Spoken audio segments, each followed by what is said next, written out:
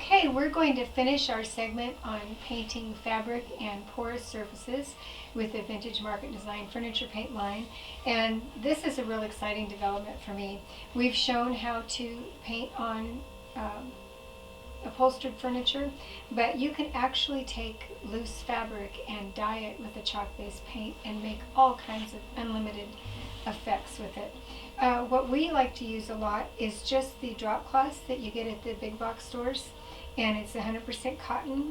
This is really popular right now for a rustic look to use for upholstery. You can use it to make bunting at a wedding or a baby shower, or swags, or a backdrop for photography. You could use it to do stripes. You could stencil it and get your own grain cloth look. You could do stencils such as fleur-de-lis or flowers and do pillows. Aprons would be great with this. It's just a really fabulous all-purpose fabric that's easy to care for and inexpensive, which is really fun. And you can see the before and after. The drop cloth comes just in this kind of vanilla color, and it's got a little bit of sizing on it.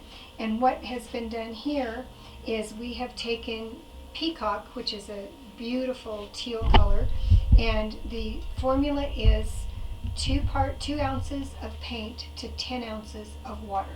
So no matter how much of a recipe you need, how big of a quantity you need, you want to do that 1:5 ratio. So we're doing, for this amount, 2 ounces of paint, 10 ounces of water. Just remember that 1:5 ratio. We soaked this in the mixture for about an hour, and you want to make sure that your water's very, very hot that you're using here. It's just like when you're cleaning, the hot water really does the work. And we let it soak for about an hour. We took it out and rinsed it out in cold water. And when you take it out of the water mixture, it looks quite a bit darker than it does here. You'll find that a lot of the color will wash out when you're washing it with the cold water. If you want it deeper, you could do a longer soak in your solution. You could do overnight, and you can also do a lot of different types of soaking. If you want to get an ombre effect, you could just put the end of it in and let the paint wick up here so that it's lighter on the top and darker on the bottom.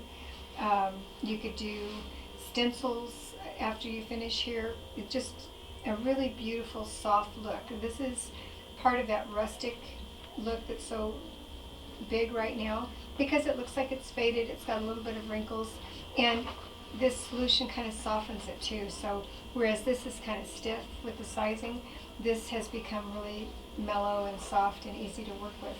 So I can just see all kinds of beautiful window coverings and placemats and everything with this. Once you finish the soak in the hot water and you finish the rinse in the cold water, what you would do is let it dry, and then we would use an iron to set the color. And we'd go ahead and iron the entire piece with a really hot setting to get that color from the chalk-based paint to really grab to the fibers in the fabric. And then for care afterwards, what you would do is just hand wash it in cold water. Sometimes for big pieces like draperies or something like this, I'll use my bathtub and put a Castile soap or something very mild in there and just let it soak for a little bit, rinse it out, hang it up to dry outside. Beautiful, easy to care for, and not expensive. What's not to like?